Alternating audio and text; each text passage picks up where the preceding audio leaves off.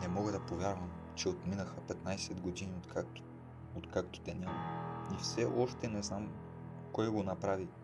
Ще го открия и ще го накарам да си плати. Майка и син, колко трогателно. Обратния! Не ме наричай така. Извиняй, просто не знам как да правя ревърс фляш по як начин. Просто не ме наричай така. Да, разбрах. Просто не е приятно, разбираш. Не че съм хомофоб или нещо такова. Не, нищо такова не съм казал. Доста прогресивен. Имам много приятели, които са кил. Да, разбирам. Нищо против тях. Окей. Къде бях стигнал? Да. Колко трогателно. Какво търсиш тук?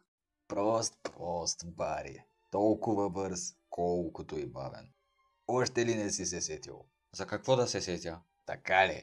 Твоят заклет враг и пътешественик във времето, а ти още не можеш да смесиш 2 и 2. Мисли, Бари, мисли! Какви ги трънкаш? Не. Да! Ти! Най-накрая схвана. Аз бях, Бари. Не. Аз бях този, който те накара да свършиш, когато първото ти гадже ти докосна крака. Какво?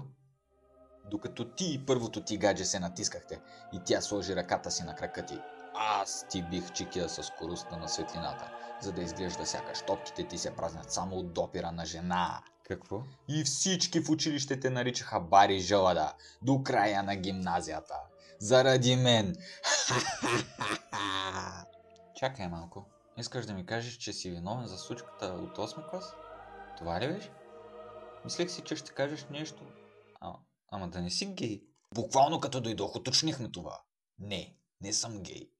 Ама ти си ми бил чекия със скоростта на светлината. Не се брои, Бари. Как така не се брои? Ако си мислиш, че това е лошо, тогава как ще се почувстваш, ако ти кажа, че аз бях? Не. Да! Ти си бил. Да, аз ти махнах точките от книжката. Какво? Когато ти не гледаше, карах голф със същите номера като твоя. Нарочно не пусках книга, че превишавах скорост на места с камери и катаджи, за да трябва да плащаш излишни глоби. Окей, това е по-злено. Очаквах да кажеш, че ти си виновен за... Да, аз ти развинтих смесителя на мивката, за да не можеш да спиш от капането на капки цяла нощ. Окей, аз просто ще тръгна. Чао. И дори да си мислиш, че можеш да се измъкнеш, Бари, аз ще съм там. Всяка секунда, всеки миг, всеки ден. Аз ще съм там, за да ти развързвам кецовете. Аз ще съм там, за да ти слагам лего по пода ти. Аз ще съм там, за да загрявам задната страна на възглавницата ти.